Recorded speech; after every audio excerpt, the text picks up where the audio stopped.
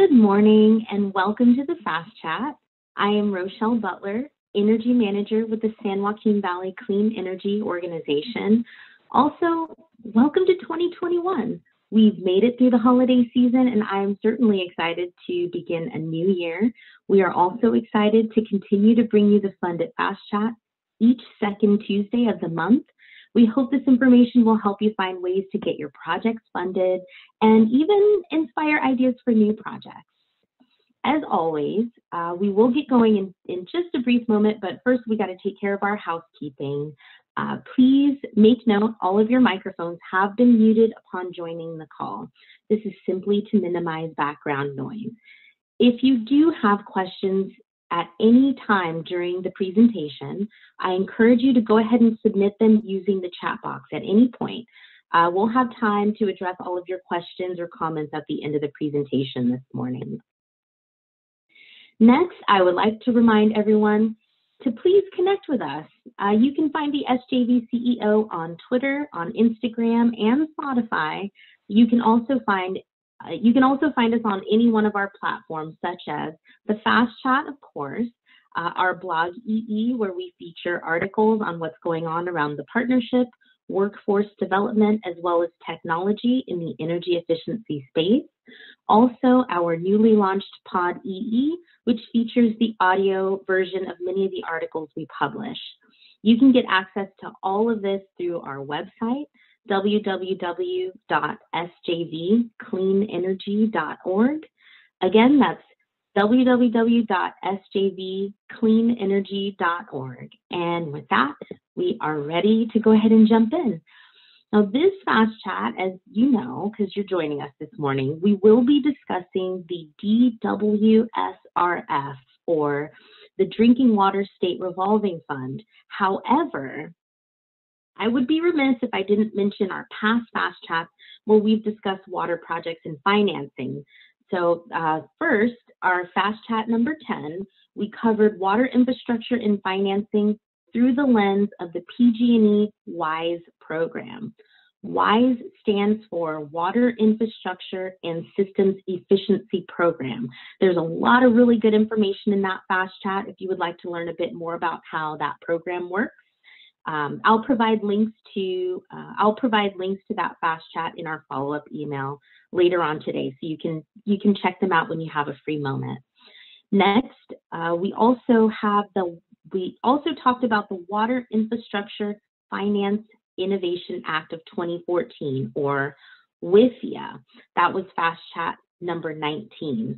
The WIFIA program offers grants and financing for a whole suite of different water projects, including wastewater, drinking water, energy efficiency, desalination, acquisition of property as it relates to water projects, among many others. So our discussion this morning will revolve around the state of California's Water Infrastructure Revolving Fund, and more specifically, some recent developments as they pertain to small and disadvantaged communities.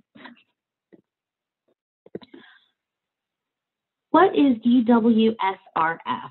Well, as I mentioned earlier, it stands for Drinking Water State Revolving Fund. Yes, I said revolving fund. That's actually another topic that we covered in the Fast Chat previously.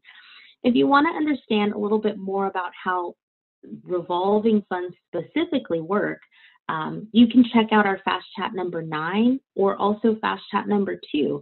I'm finding that the longer we do the Fast Chat, the more these topics seem to start to overlap. So you'll hear me reference past Fast Chats from time to time. Moving along, the DWSRF was established in 1996, and it's a financial assistance program designed to assist states in reaching the health protection objectives of the Safe Water Drinking Act, or SDWA.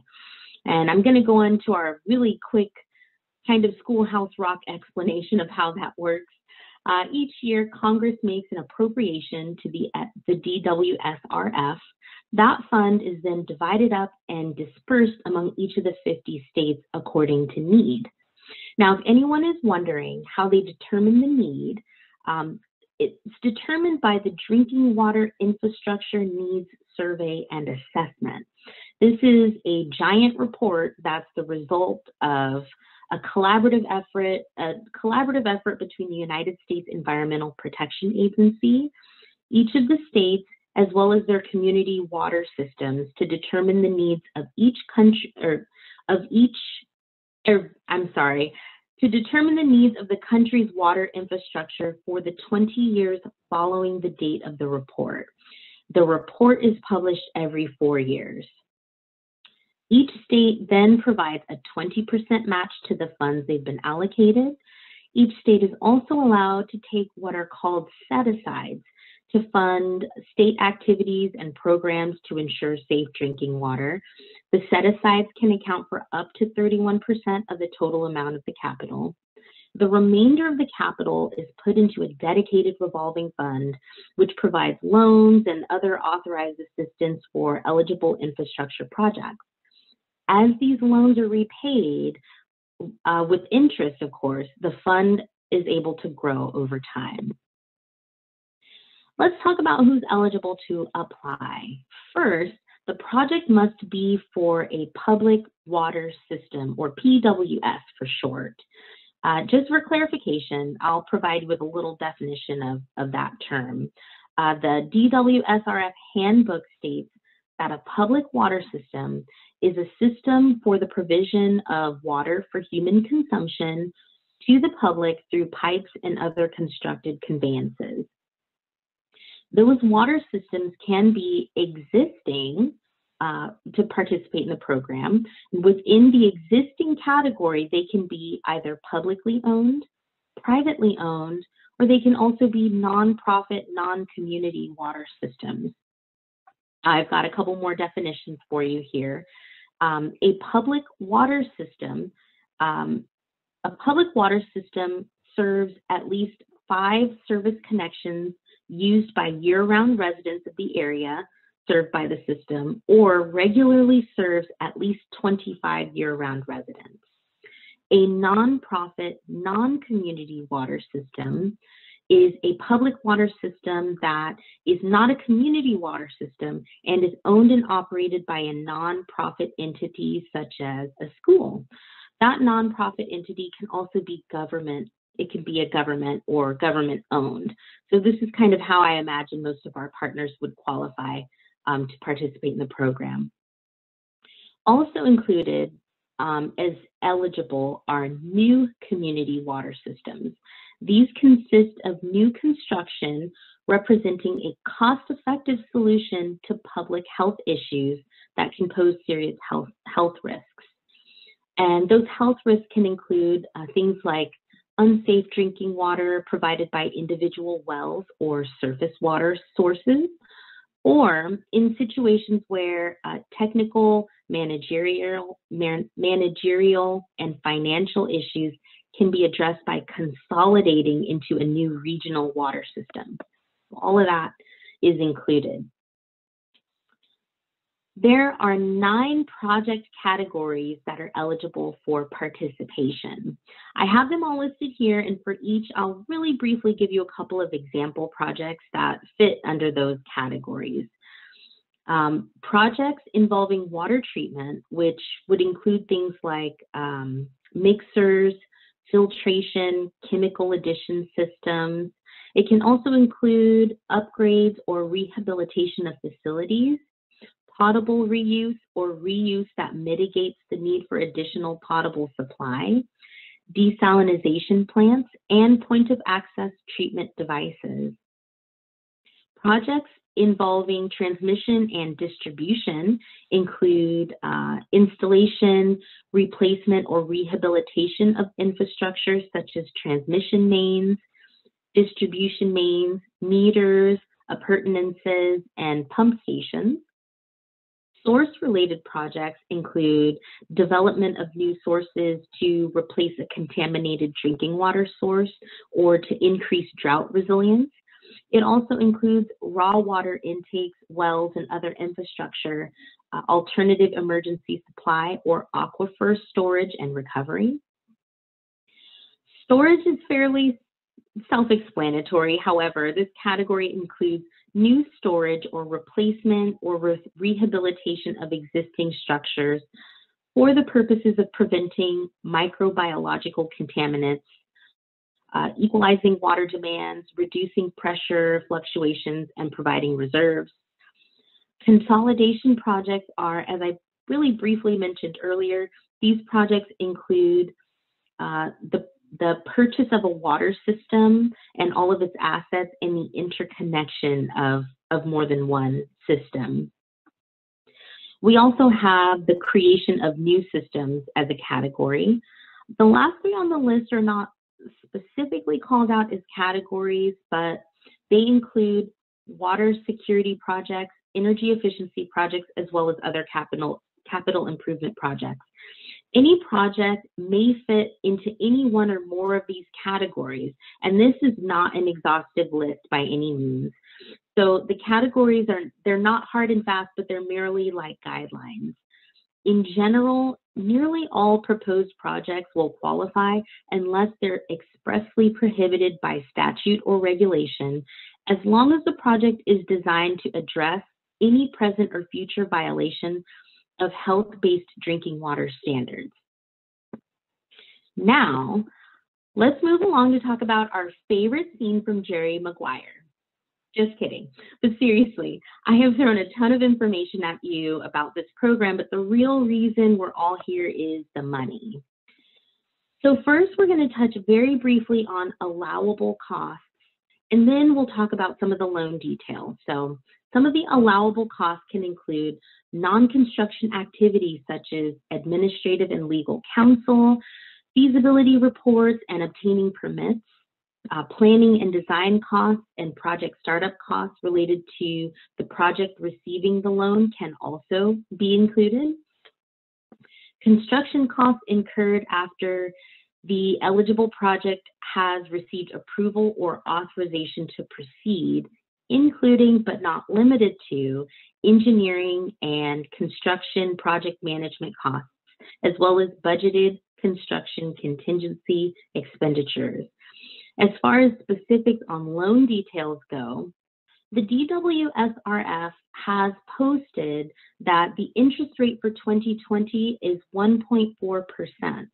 Please note, this interest rate actually does change from year to year, but I wasn't able to find an update for 2021 just yet, so it's still fairly early in the year. The planning term for the project can be anywhere between 5 and 10 years, and this is actually determined at the applicant's request. So that's pretty nice that they give you some flexibility there. The construction portion of the project can be financed for 40 years or the useful life of the project for disadvantaged and small disadvantaged communities. For everyone else, it's 30 years or the useful life of the project. Repayments are due annually. The first payment is due 12 months after the completion of the project. However, for disadvantaged communities and for small disadvantaged communities, they can make that first payment 18 months after the completion of the project. I wasn't able to find anywhere in the literature that specified limits on the amount of money you can borrow. That wasn't something that they highlighted. So I think it's pretty safe to assume that as long as the project meets the guidelines for the Safe Drinking Water Act, and provided the funding is available, your project will be funded. Now, we're going to talk about the IUP, arguably the most important part of this morning's presentation. But first, what is an IUP? Well, it's the intended use plan, and it describes the State Water Resource Control Board's plan for implementing the DWSRF and its complementary financing programs for drinking water projects to be funded in the state fiscal year of 2020-2021. So there's a new IUP that comes out each year. For this fiscal year, the State Water Board will prioritize helping small and disadvantaged communities solve their drinking water problems. Priority will be given to those experiencing serious drinking water health issues. There have been quite a number of allowances made to the program that address the needs of small and disadvantaged communities. For example, the cap has been raised to $60,000 per connection for projects that address the most serious human health risks. Smaller systems can receive up to $2 million regardless of per connection cost. Small, non-disadvantaged communities and expanded small disadvantaged communities may be eligible for grant funds. Private for-profit systems may be eligible for 100% planning grants or consolidation projects. There are also incentives being offered for public water systems to consolidate one or more smaller water systems or to extend service to one or more communities having at least 15 service connections. Incentives, these incentives include things like 0% financing for up to $10 million. Lastly, and this particular point isn't new, but it is worth mentioning, there is the ASADRA, or the Additional Supplemental Appropriations for Disaster Relief Act of 2019. And this was put in place to assist those affected by the 2018 wildfires. So let's talk a little bit about how to apply for this funding. I'm going to highlight the process for the small community funding.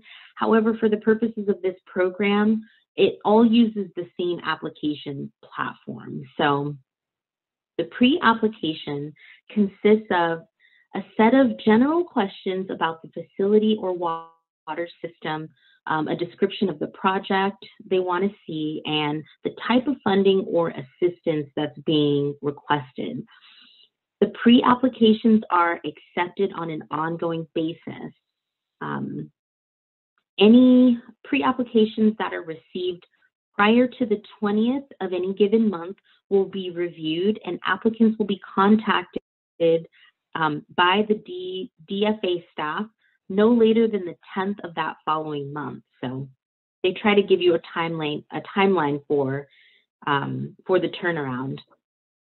The pre-application can be located via the Financial Assistance Application Tool, or FAST is the acronym. Once the pre-application is submitted, the DFA staff conducts the initial eligibility screening with the applicant. Once it's determined that all criteria are likely met, the applicants will then be invited to submit their full application, also known as the planning/construction application. Finally, I have a couple of examples here of success stories I found on the DWSRF website. The first one is the Valley Center Municipal Water District. And this water district is located in Valley Center, California. Valley Center is a really small town with a population of about 9,000. It's located north of San Diego. This project was for the design and installation of a new reservoir liner. The new liner prevents leakage, and it minimizes bacteriological growth by creating a barrier between the drinking water and the concrete liner, which also reduces the need for disinfection. This project also includes a replacement cover for the reservoir. The expected useful life is 20 years.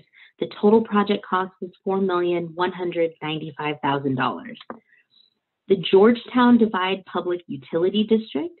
The Georgetown Divide Public Utility District is located in Auburn Lake Trails, which is up in El Dorado County.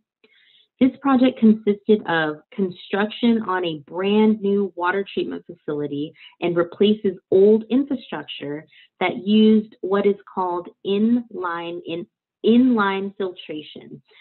Inline filtration, that method actually violates the US EPA's surface water treatment rules. So they needed to address that violation there with this project.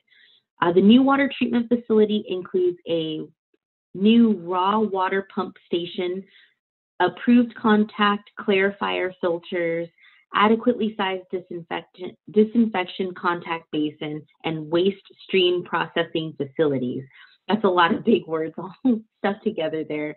But the total project cost for this project was $12.3 million. $10 million of which came from the DWSRF, and they were actually awarded $1,433,600 in grant funding. So we're always excited to see where we're able to take advantage of that grant funding. And that actually wraps up my presentation that I have for you this morning. I'm going to pause here for just a quick second to give you all an opportunity to submit any questions or comments you might have in the chat box if you have not already done so. While you're working on submitting those questions, I just have one quick reminder for you all. Please look out for our follow-up email later on today. That email will include a link to the recording of this presentation, as well as all of the resources I mentioned during the call, including links to the past fast chats I mentioned. Please take a quick second and add us to your email contacts list. We want to be sure you're receiving our communications so you can stay up to date on what's going on. That email is info@sjvcleanenergy.org. Again, that's info@sjvcleanenergy.org. And now I'm going to go ahead and take a quick peek at our chat box and see if we have anything, and if anyone has submitted anything there. And I don't see any questions coming through, so I'll go ahead and wrap us up for the morning. I encourage everyone listening, please share the fast chat with your friends and your colleagues. You never know who might benefit from this information or how this information might even inspire ideas for new projects. Our next fast chat is on the calendar for February 9th at 10 a.m. and we'll be announcing that topic very soon. Thank you so much for being with us this morning, and I hope everyone's 2021 is off to a great start. Happy New Year.